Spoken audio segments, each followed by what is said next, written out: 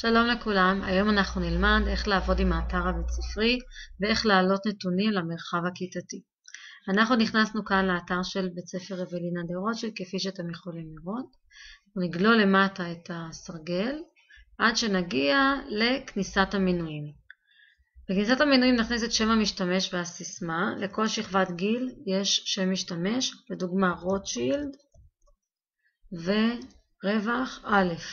זו הכניסה לשכבת כיתות א', ואני אכניס את הסיסמה.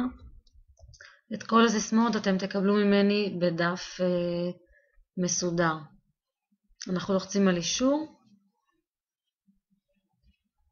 ונכנסנו עם שם המשתמש והסיסמה. מיד נוכל לראות את זה במלבן. הנה, אנחנו נגלול את זה למטה. ואנחנו יכולים לראות בכניסת המנויים שהמחשב זיהה אותנו כרוטשילד א'. כרגע נוכל לנהל את כל מה שקשור למרחב הכיתתי של שכבות כיתות א'.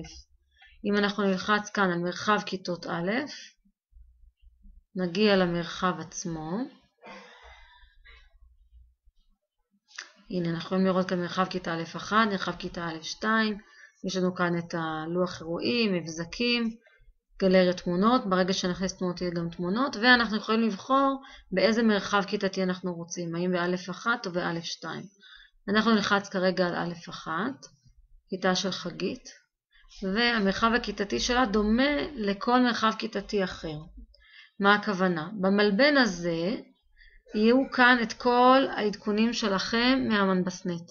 אם הכנסתם למנבסנט הודעות, הכנסתם דיווחים, מה לימדתם, מה שיעורי הבית, כל ההודעות האלה באופן אוטומטי ייכנסו לאזור הזה. אתם לא צריכות לעשות שום דבר נוסף, רק להכניס את הנתונים למנבסנט. במלבן הזה יש לנו כאן את בלוג המחנכת, שאנחנו עוד מעט נכיר אותו, ובאזור הזה ברכות ואיחולים. אני ממליצה מאוד להשתמש ברכות ואיחולים, באמת לכתוב ימי הולדת כמו כאן, יום הולדת שמח. נוכל לראות כאן את ההודעה שהמורה חגית כתבה לבת, ליעל. הנה, אפשר לראות את זה כאן, ונכון לחזור חזרה למרחב. באזור הזה מצוין לעודד את הבנות ולתת צל"שים לבנות. בקלות רבה אפשר להכניס כאן צל"ש, מיד אנחנו נראה איך בדיוק. כאן אני אבקש מכם לשלוח אליי למייל את מערכת השעות על מנת שאני אכניס אותה לפה. במלבן הזה אתם לא מתעסקות, רק ציפי ואני מכניסות נתונים. לוח הודעות, אפשר להכניס הודעות להורים, לבנות. פורומים שמיד נתייחס אליו, הוא עם שם משתמש וסיסמה, כדי שהבנות לא יכתבו באופן חופשי. וגלריה תמונות שאפשר להכניס לכאן תמונות. אז איך אנחנו עובדים? אנחנו לוחצים על ניהול המרחב שלי, ובוחרים לאן אנחנו רוצים ומה אנחנו רוצים לכתוב. אם נרצה להכניס עכשיו צל"ש לאחת הבנות, נלחץ על ברכות ואיחולים. הנה, ברכות ואיחולים צל"שים של א'1, נלחץ על פלוס, ונוכל להכניס את הצל"ש. לדוגמה, צל"ש למורה חגית, נבחר לה כאן תמונה על ידי בחירת התמונה, נבחר רקע, נכתוב כאן בתוכן ההודעה צל"ש למורה חגית על זה שיוסיפה מזל טובים לבנות, ובסוף העבודה, בסוף הכנסת הנתונים, נלחץ על שלח. ברגע שלחצנו על שלח, זה הכל. המחשב כבר מזהה את הכל, והכל עובר לאתר הבית ספרי. ברגע נחזור כך לדף הקודם.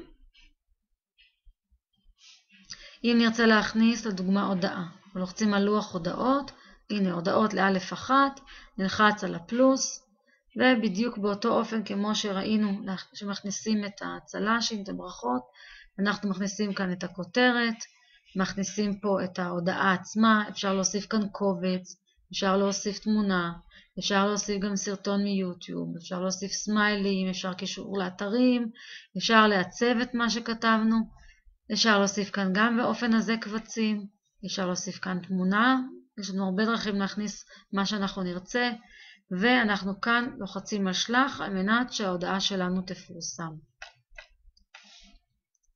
כאשר אנחנו נרצה להכניס תמונות, בדיוק באותו אופן, וכנ"ל לעבודה עם הבלוגים. הנה בלוג המחנכת, ייכנס לבלוג, ואנחנו שוב יכולים לחלוץ כאן על הפלוס, הוספת פוסט, הוספת רשומה לבלוג. ההבדל בבלוג, שאם אנחנו מוסיפים רשומה לבלוג, הבנות יכולות להגיב, ואז אנחנו נוכל לקרוא את התגובות שלהם ולהחליט האם לפרסם את התגובות בבלוג, כן או לא. אנחנו נחזור חזרה לדף הקודם. מה שיש לנו עוד במרחב, זה העניין הזה של הפורומים. ניכנס לפורום. לכל כיתה יש פורום עם שם משתמש וסיסמה. כרגע שנכנסנו עם רוטשילד א', אנחנו יכולים להכניס דברים לפורום. הבנות יקבלו מאיתנו שם משתמש וסיסמה אחד שהוא אחר, שונה. והם ייכנסו לאותו הפורום. בפורום אנחנו לוחצים על הוספת נושא חדש. יכולים לכתוב מה שאנחנו רוצים. בסיום אנחנו נלחץ על שלח. והיתרון בפורום שכל אחד יכול להוסיף הערה, כל אחד יש לו שם משתמש וסיסמה, יכול להוסיף הערה, להעלות קבצים, להגיב, לתת רפלקציה לעבודות שתלמידות אחרות העלו. אנחנו נדגים את זה בפעמים הבאות.